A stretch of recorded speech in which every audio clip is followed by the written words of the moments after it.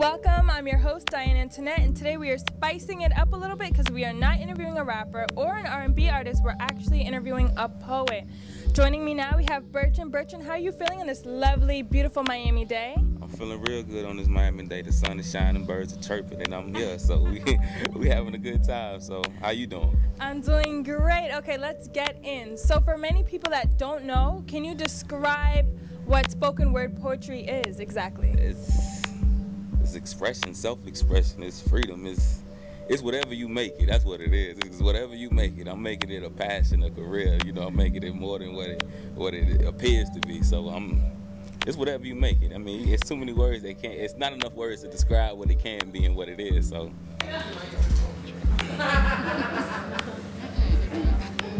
This whole poetry thing found me at 17, a senior high school in North Miami.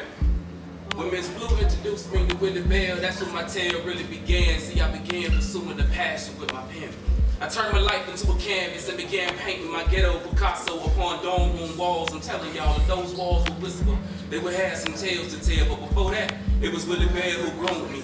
Allowed me to shadow him long enough until I was comfortable enough to really do me. I developed a rhyme scheme that suited my southern personality. In all actuality, my life really changed when I went off to school.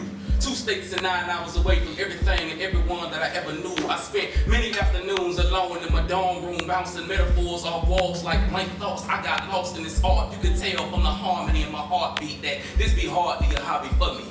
I got the callous palms to prove the poems that I've been through, the venues where the people urged me on to continue, the nights when my name was overlooked on the list. Night ends, no poem, my name doesn't exist, but this be about dedication, cause my stanza's called Sleepless Nights, and I won't sleep a wink until the wrong word is falling right. See, it's in my dorm room where I saw the infinite possibilities. It's in my dorm room where I performed my heart out to bland walls, and the sheer satisfaction of memorizing a new poem was equivalent to the applause. I guess the singing is true, hard work pays off. My comrades outside in the back, they was always my soundtrack. I wrote to they ruckus, pen stroke to they cussing. The world became my canvas. Over to a woman said, here, you can have this. And if you would have asked me at 15 what it was I wanted to be, it probably would have involved me and some cliques as opposed to this poetry. But I proposed to this poetry. I threw more than a rain on it. I stamped my name on it. Made it my duty to break the stereotype every time I touched the mic. Make the masses respect me and this art form as I transform into these heart poems. You can tell from the harmony in my heartbeat that this be hardly a hobby for me. See, for me, this be me at my most defenseless state. Cause I don't create about fantasy, I'm a hand you me, disclosing my reality through poem. In a room full of people and I don't really know them, but I still show them me. The pieces of this Pisces be dispersed in rehearsed verses. Vocabulary is too vast, so there's no need to rehearse curses. See, it's in my dorm room where I saw the infinite possibilities. Sold out venues and standing rooms. It's in my dorm room where I heard the bluster of silence. They studied my prowess, a diverse audience. It's in my dorm room I saw all of this. You can tell from the harmony of my heartbeat that this be hardly a hobby for me. For me, this is how I keep the wick lit. And I be trying to deny it, but the torch is passed on like a baton. Willie Bell did his last poem. 429 has become my favorite song, but adds more purpose to my muse, more spark to the fuse, more girth to my truth. It's in my dorm room where I perform my heart out for no one but me. Because people could be so judgmental. And you wish your life was just that simple, wishing you could erase it like a pencil, but it really ain't that. You can tell from the harmony in my heartbeat that this be hardly a hobby for me. What the hell going on, Mellow Money? All right, let's talk about you now. Let's talk about your cultural background and your upbringings and how it led you to discover your talent today.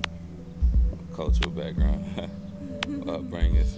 I don't think, I mean, all that plays a role in it, but I found this at 17 in high school, being introduced to this by a teacher named Miss Blue. She introduced me to Willie Bell. Shout out Miss Blue, here we go. She gonna love it. But she introduced me to Willie Bell, Will the Real One, the late great Will the Real One. You know, he was gunned down last year, but after seeing him, that was it for me. I took this on full throttle and I ain't stopped since. I got this poem from the Dunette, right? I wrote it. And I'm gonna do it. If y'all with me, let me hear you say, show your rise. Show your rise. I love the way fire dances in the midnight hour beneath the stars. Sashaying seductively, so sexy like a South African Spaniard. Smooth movements choreographed by the way the wind whispered secrets. I love the way fire dances. The way it waves is furious so proudly, the beauty of the burn. See, I've learned to appreciate the unrehearsed movements of the flame. The way it sways with liberation like a flag upon a post, burning so beautiful, just imagine. Just imagine the stories that were told by the blaze. The villages it is raised, the nights it unsaved by keeping the cold away. Vertical snake-like maneuvers that are unable to be charmed. There is a chaos within the calm, vigor within the peace, a violent serenity that is unaccustomed to being controlled. But I'll be damned if we don't attempt to harness the liveliness of the fire. See, such desires are only obtained in dreams, and even then we can't sleep through the heat. I love the way fire dances. The way it waves is the way it can set a multitude of moves, from romance to hostility and everything in between. How can something so stunning wreak so much havoc and hide so much madness? But the flame tells no lies, merely taking in all that we tell it. It be a relic of a long line of infernos. So I don't know how deep the burn goes, but I must remind you how beautiful the blaze be.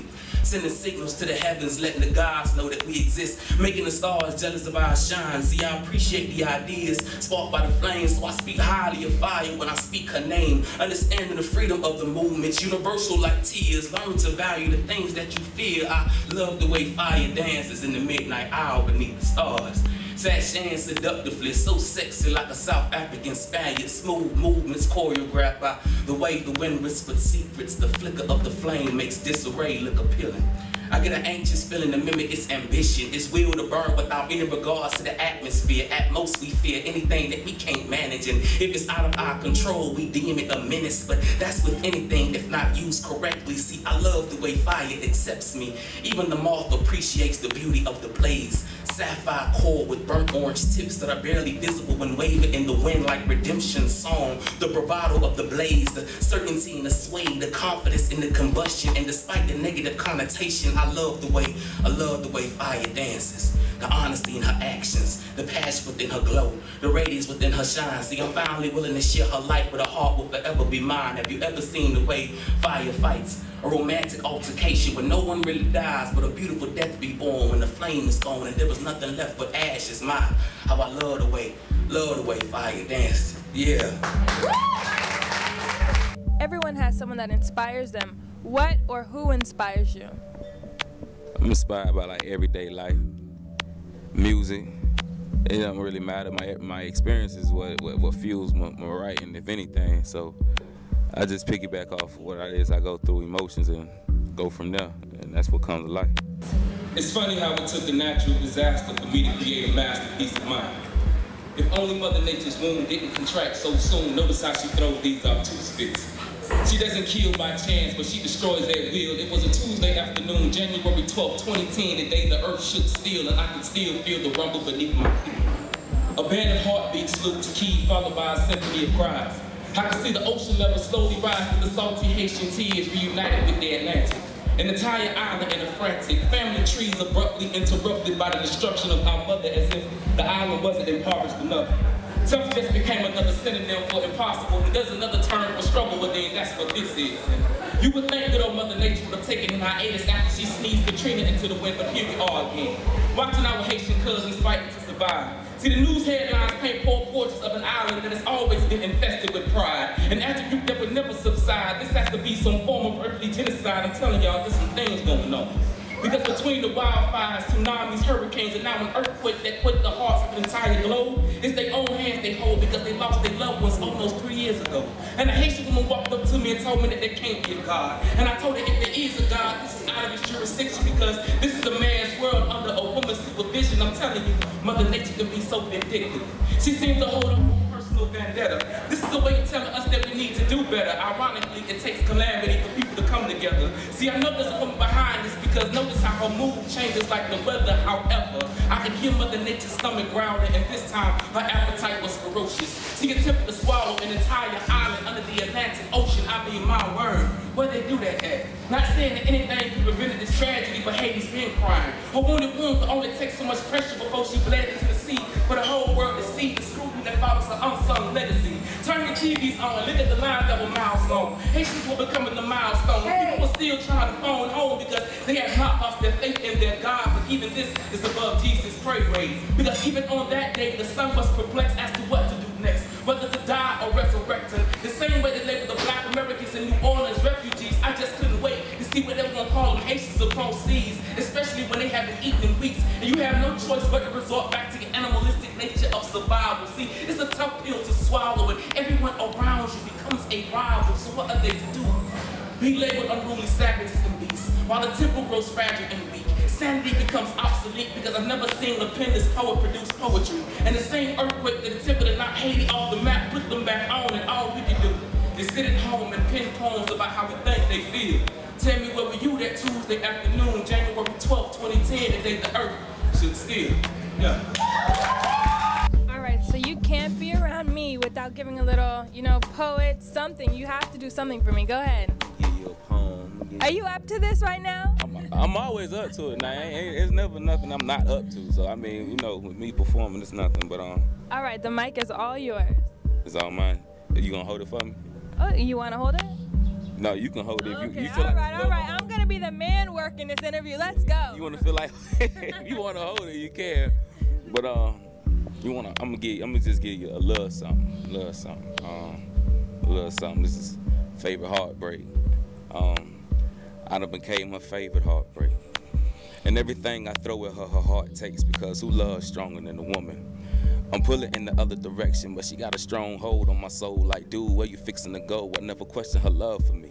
And even when I'm acting shady, she shades me. From myself, she saves me, because I've been known to sabotage a relationship or two in my day. Because there's something about being too close that pushes me away. See, commitment is my kryptonite. Her cold shoulder gives me frostbite. I break out in hives at the mere thought of her ever leaving my side, so why can't I act right? And in all honesty, nothing is preventing me from loving her harder than stiff. Mama should have told me that there would be days like this. Piss in the wind and feel your own miss. I wish this now was the past so I could laugh and reminisce, but it's here and now that I really have to deal with this. I sure hope happiness is worth all this bickering, fire flickering like a hellhole of passion. She never pressures me into asking. She just likes to mention how fast time be passing. She a sneaky slick chick. Go through your phone while you sleep, wake you up and ask you who this bitch is. Curse you out, cry, then cook your breakfast. My sweetness is her weakness. Just look at the cavities in her teeth. I'm telling y'all, I'm her favorite heartbreaking. Everything I throw at her, her heart takes, but for how much longer? Because breaking her down without purpose isn't going to make her any stronger. See, I don't want to get to the point to where she resents my existence, and in her eyes she sees insignificance. My mama raised me better than this. When did the tempo switch? Who told the DJ to change my song and rewrite my poem? Because all she really wants to do is wife our home. And even though this is something that she really won't, this is a topic that she just don't speak on. I'm telling you, loving me is eating away at her bones. I wish love would just leave me alone. She whispers I'm her answer. I reply more like her cancer, slowly nibbling away at her temple. But her love for me is so strong, she refuses her chemo. How could I be so feeble and weak? Actions have grown bleak and she still loves me. With me she is prideless and she never tries to hide it. She's a queen, your highness. She has her own finance, so it's not about the ends or the stroke of the pen. And even though I know this, I always seem to mess up again, because early one morning, all before the yawning, she smelled the perfume on my cardigan again. I hurt her to her heart again, and even though it was a hug from just a friend again, that wasn't the time to explain my end again. I'm telling y'all, I'm her favorite heartbreak, and everything I throw at her, her heart takes, but for how much long? Because one day I'ma wake up, look up, and she gonna be gone. There you go, your poem. Okay, wait a second. That was a little something something? What is a lot of something? That was a little something something. That's a little something, because it goes deeper than that, so I just gave you a little sneak. All right, and you have to give a shout out to your fans, and for the people that aren't your fans yet, you have to let them know how they can follow you. Man, shouts out to all the South Florida poets, all the open mics, all the hole in the walls, and rest in peace to Will the Real One. And y'all can reach me at my Twitter at the Youngster. That's at DAYOUNGSTA 305 at the Youngster 305, and Facebook the Youngster DAYOUNGSTA, and y'all can contact me that way. And that's it. All right, that is a wrap. Bertrand, you did an amazing job. Thank you so much for being here. You have clear talent, and I wish you so much success. As for you guys, keep it locked. We have so much in store.